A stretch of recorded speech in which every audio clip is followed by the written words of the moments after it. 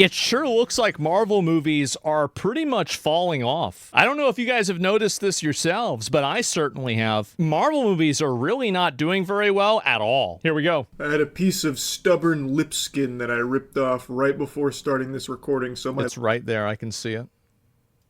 lip might bleed a little bit. Yep. Don't be concerned. That's just part of being 31 years old now. Even something Damn, as simple you old as fuck. as Damn. taking a little bit of chapped lip skin off is enough That's to have bad. me bleeding profusely, it seems. But you know what else is bleeding? Marvel 34? at the box 35. office. Now, this is a conversation in cinema that happens more frequently than people debating whether or not Sam and Frodo were gay. So many people Not gay. They were not gay. Absolutely not. Not gay. I know the end of Return of the King. That's not gay. That's brotherhood. Okay? since the Very end of different. Endgame have talked about how Yes. Marvel is dead and dying, and that superhero fatigue had finally reached its molten core where everyone Yes. was done with MCU and how bad Sure. the quality was. But despite all of that hoopla, pretty much all of the MCU projects did decently well for the All right. most part. Like, even unanimously hated stinkers like Ant-Man Quantumania still generated like $500 million. But the quality did significantly decline, and a lot of people were getting tired of it. And so Well, this is what happens. So this is the same thing that happened with WoW, is that, like, for example, I think that WoW expansions kind of went downhill with Warlords of Draenor, actually, like, really with BFA. And so, but, like, you didn't really see that happen until Dragonflight. Like, Shadowlands was a shitty expansion for all intents and purposes, but it didn't really matter because people were going off of the high of Legion, or they were going off of the high of original WoW. But what happens is whenever a company makes a bad decision with a product, you don't oftentimes see that decision really represented in the next product, but you see it represented in the next 3 products. And you see this with like PoE leagues, for example, is that if you have a bad league come out, the next league, even if it's really good, will be weaker because of that previous bad league.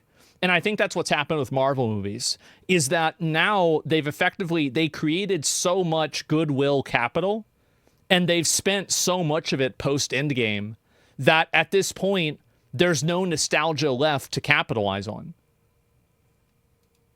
did actually not do well like the Marvels. But on the whole, the MCU was still fine in the box office, but it was showing signs of weakness. Same with Star Wars, yeah. They've released 2 decent movies back-to-back, The Thunderbolts yeah. and Fantastic Four. But they're not exactly doing the billion-dollar nut-busting that the MCU was known for. Fantastic Four is experiencing a 80% drop from its Wow. debut, so going into its second Holy week here, shit. it has declined significantly. Jesus. It had a great start, and it had incredibly strong word of mouth, but it doesn't seem like that's translating to asses in seats. And It's just that people are I think that it's not really superhero fatigue, because the Superman movie immediately proves that not to be true, right? The Superman movie was a massive success. So I don't think it's Pedro Pascal fatigue either, because he's not in every single movie, every single Marvel movie. It's woke fatigue. No, I think that people are just tired of the MCU.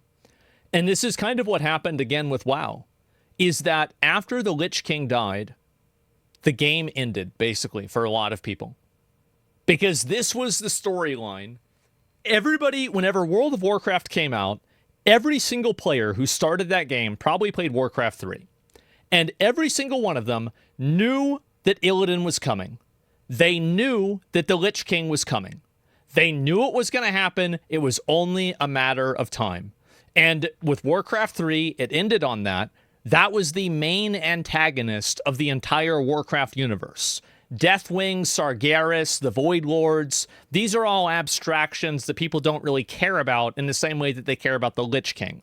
And you can compare it to Marvel, is that Thanos is an individual person, and he's not an abstraction like the Celestials or like Galactus. These are forces of nature that you can't really personify and make good villains out of. And because of that, it makes it way harder for people to relate to them and make them compelling enemies. And so I think what happens is that now that you have this totally different like thing, after Endgame was over, Everything that happened from Iron Man 1 to Endgame was one story. In my opinion, that, the Harry Potter movies, Lord of the Rings, and maybe 2 or 3 other like cinema series, nothing is a larger cinema accomplishment than having a 2008 to 2018 10-year run of massively successful movies that all culminated with the climax being amazing. It was not a letdown. It was insanely fucking good. And so Matrix, I thought people didn't like the second Matrix. The third one was kind of cool, but, you know, that's basically it. Movie franchises, yeah, it's insane, right? The multiverse, it's too lazy. Yeah, I think people don't like the multiverse because it takes away it takes away the permanence of anything that happened. And that was something I complained about with Endgame even. But, like, you see what I'm saying is that whenever the Lich King died in World of Warcraft, the game was over for a lot of people. Because this was the main antagonist for every problem in the known universe of the game, right? And then the same thing with Thanos, is that Thanos had been the villain in like maybe not the direct villain, but he had been the villain by abstraction, or he had been the big bad guy for a very long time. When he's over, there was nothing else really to replace him. And I think that was bad. Are you saying they shouldn't have made defeating the Lich King possible? Do you think it was a mistake? No, I don't think it was a mistake. I think it was inevitable. Sometimes stories end. Like, but do you guys see what I'm saying? It's like, for me, after Endgame was over and all the Avengers, like, that was done, like, I was pretty much finished, right? Like, okay, cool, that was fun. That's it. Thunderbolts was the same thing. People saw it, they were surprised by how good it was, saying, you know, Marvel's fucking back, baby. Fuck all your seatbelts, because we are in it again. But then that also didn't have the strongest box office run, which is now leading to the bigger conversation that's been had a lot about the state of the MCU. Are people just tired of it? Is superhero fatigue really setting in now, finally? No. Or is it Absolutely mainly not. just Marvel? Because Superman has done great in the box office. It has been fucking slapping in the box office. And it's a good movie. Thunderbolts and Fantastic Four are also good movies, especially in a sea of dog shit that Marvel had been farting out for quite a few years, with a few exceptions like Guardians of the Galaxy Volume 3. And now it's left a lot of people wondering, well, what the fuck's going on? Why are they not having strong box office performances when these are finally some decent films from Marvel again? Because they've trained people to ignore their films. Because they've made multiple bad films previously. So when you make 5 bad films and the 6th one is good, don't expect people to show up for that, because you've just trained them for 5 times that your content's bad. It's a pattern.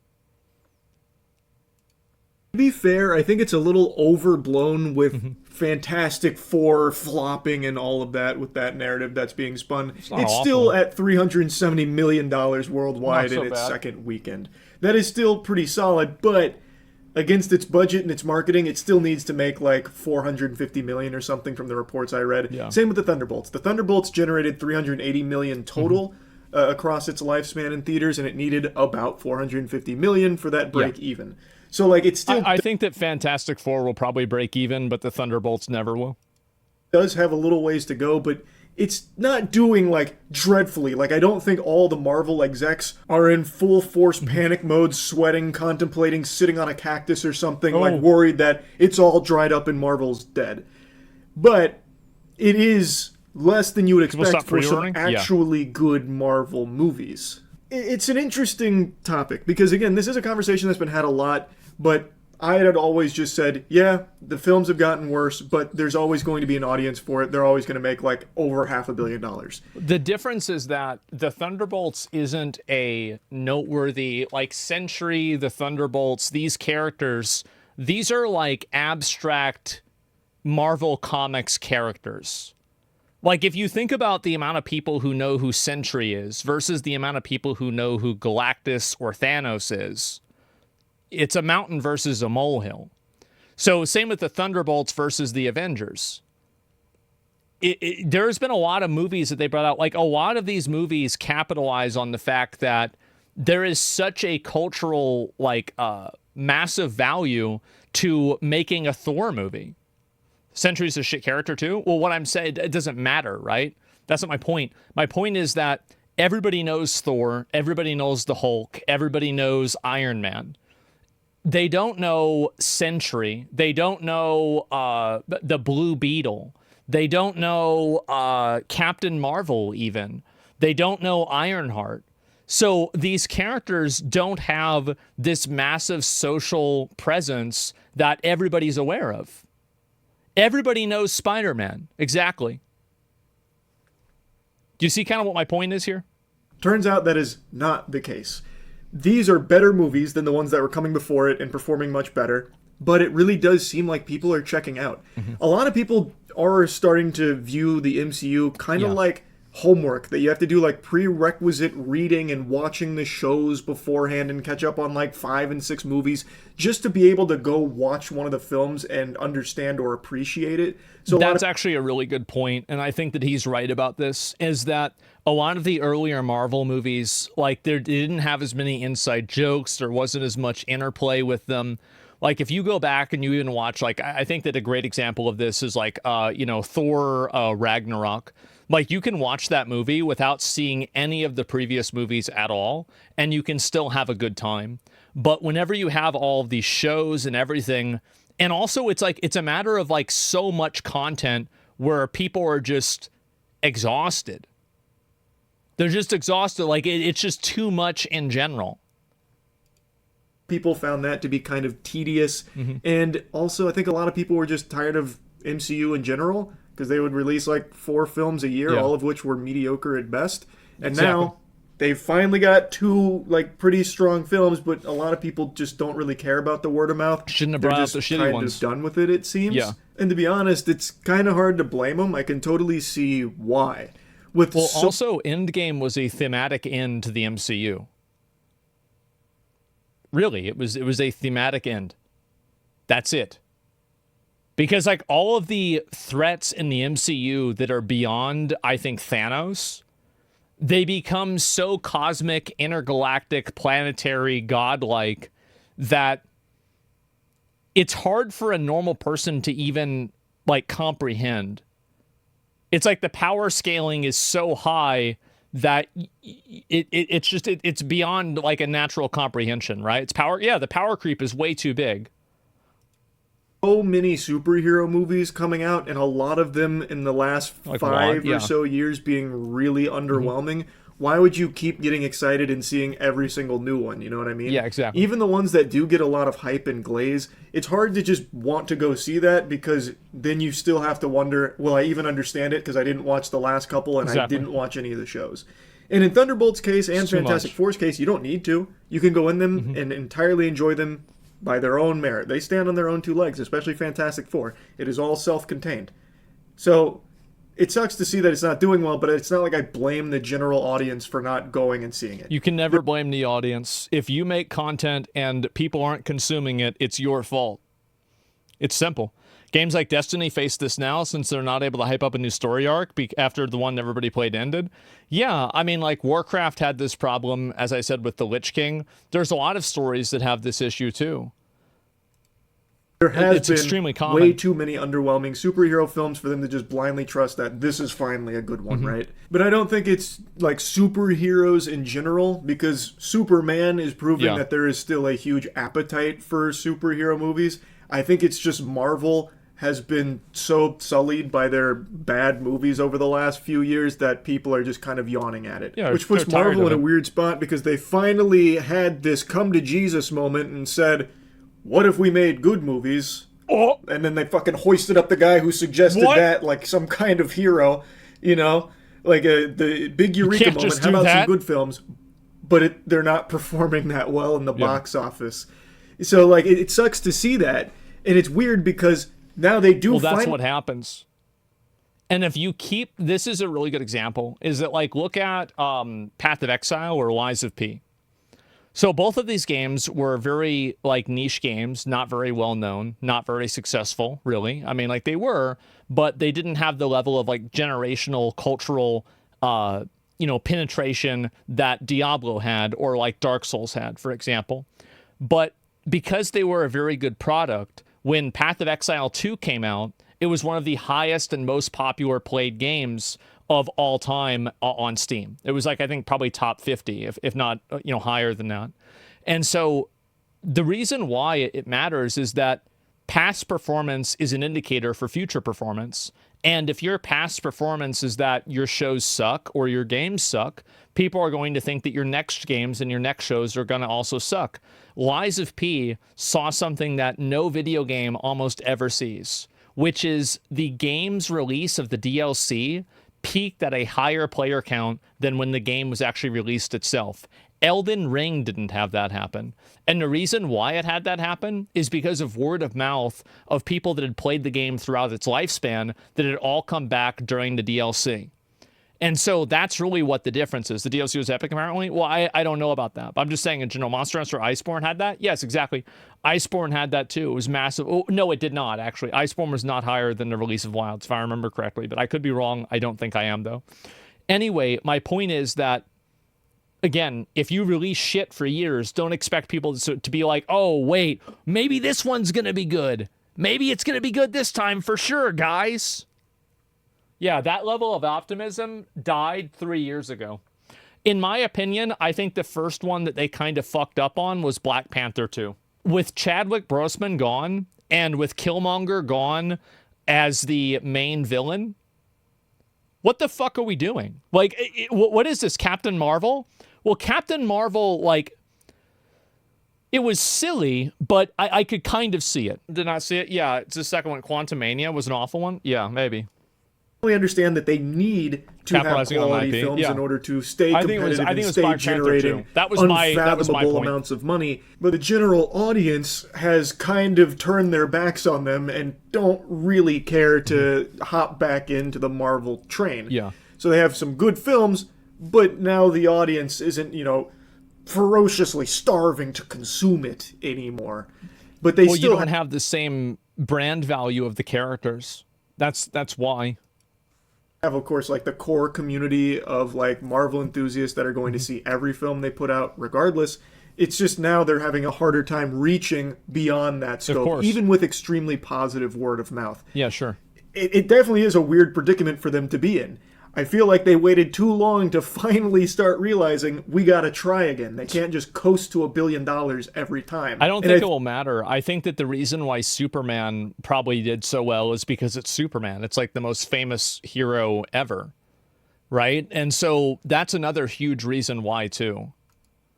I think the path going forward for Marvel isn't it's a recognizable IP. Fall back into old ways or something and make like really uninteresting, boring super slop, but instead continue with this focus of making things that are actually interesting and good, Superman. Like Thunderbolts and Fantastic Four, but find a way to do it without the extraordinarily bloated budget. Yeah. They are not going to be making as much money as they used to. They're going to need to find a way to deliver quality productions for a fraction of the cost. They can't just mindlessly dump hundreds of millions of dollars into every single Marvel everything these days. That time is behind us now. That is in the past. I think they need to start analyzing their budgets a little tighter and figuring out ways of being creative with it so they can deliver these same kind of movies that are strong, but without eating a loss on them. Like Thunderbolts, that's a film that probably didn't need $450 million box office run to break even. You probably could have delivered that same level of film for less money, so that way the 380 that it did generate could have already been at your break even. This is like, I feel like there's definitely the thing is like what he's saying with this is the exact same problem that video games have too. It's that a game like Assassin's Creed Shadows, if they only made it for like $50 million, then good for them, right? You made a good game, you're probably going to make some money maybe. But the issue is that these video games have such massive budgets, like Diablo 4 is another good example, is that they need to effectively be cultural phenomenons in order for them to be able to make their money back. And betting on being a cultural zeitgeist is pretty risky. Definitely very risky. And usually you lose. Like, I think these budgets are super overblown, which isn't specific, like, exclusive to just Marvel. It's Hollywood in general. Like, that fucking Netflix stinker, Electric State, had a, $300 million... I have never even heard of this. It's insane to me whenever somebody puts like oh yeah, this movie had like, a third of $1 billion put into it. This is the first time I've ever heard of this movie. The Electric State? Budget or something. The fuck and is that that? was abominable. Like, it really feels like there's some kind of fraudulent bookkeeping going on over there, some kind of fucking scam, but that's a topic I've already yapped about a lot. Point is, for Marvel now, they probably realize that the audience isn't just going to blindly eat everything that they feed them. They need to keep delivering good movies. Well, they can't rely on capitalizing on IP that has 50 years of cultural relevance. That's a very big difference. And that's why they tried to do something like Ironheart. Is because Ironheart is derivative of Iron Man. To find a way to make them for less money, so that way the box office runs don't need to be colossal, historic, record-breaking performances in order to generate any level of profit. Though, admittedly, I think there's a chance Marvel learns the opposite lesson, that people don't want good movies. Like, they'll turn to Thunderbolts and Fantastic Four and be like, well, we tried a quality approach. That didn't work. Let's go back to quantity. That would be a real shame. But I think there is a chance. Like, these zombies in suits, they could very well look at these box offices and be like, this was a failure. This experiment didn't work. That guy that we hoisted up about, like, what if we made good movies? Time to fire him. Fucking throw him out that window. That was a terrible idea. We lost money on it. We're going to go back to quantity and just really generic, safe, boring slop. I do think that also another thing that they did is that they devalued the permanence of anything in the world when they added in the idea of multiverses. I am a big advocate of never having time travel unless your story is completely built around it. I didn't even like an Endgame when they did it. I thought it was stupid. What the fuck is this? Time travel, multiverses, everything like that, it makes everything that happens in the story completely inconsequential. It's like it doesn't matter anymore. It's the same thing that happened like whenever Dragon Ball Z whenever Goku or Vegeta died for the first time, it was like, holy fuck, oh my god. But like when this happens for the third or the fourth time, theoretically, it's not that big of a deal because it's already happened before. Do you see kind of what I'm saying here with this? That's what the people want, clearly. I'd hate to see that, but I think there is a chance. I can only hope they don't go that direction. But anyway, though, I wanted to just talk about this a bit. I found it interesting to see Marvel is no longer like the guaranteed infinite money glitch juggernaut that it used to be. Though, of course, it is still making tons of money in the box office. It's not like it's all doom and gloom. It's just in a weird spot right now where it's not guaranteed success every time. Yeah. Anyway, that's about it. So, yeah.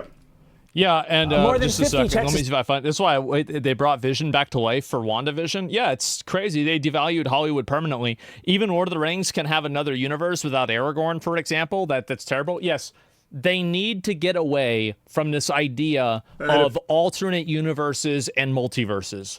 All they do is they diminish and make less meaningful these stories in each one. There's the video right there. Give it a like. I agree with Charlie on this a lot. I personally think that it's going to continue. It's going to continue probably being worse. That's what I would assume. Poor writing, poor acting, and lame agendas milking a franchise. I don't even think it's that complicated. If you can believe it, like I actually don't think it's that complicated at all. I think it is literally this simple. The games haven't been that, the movies haven't been that good, so people are just expecting the new ones to be bad. It's literally that. Alternate universes kills canon? Yeah, exactly. And we still have 2 Avengers movies to deal with. Yeah, the multiverse is really only for shareholders. Yeah, exactly. But like if you do that, you can't be surprised when people just don't want to tune in.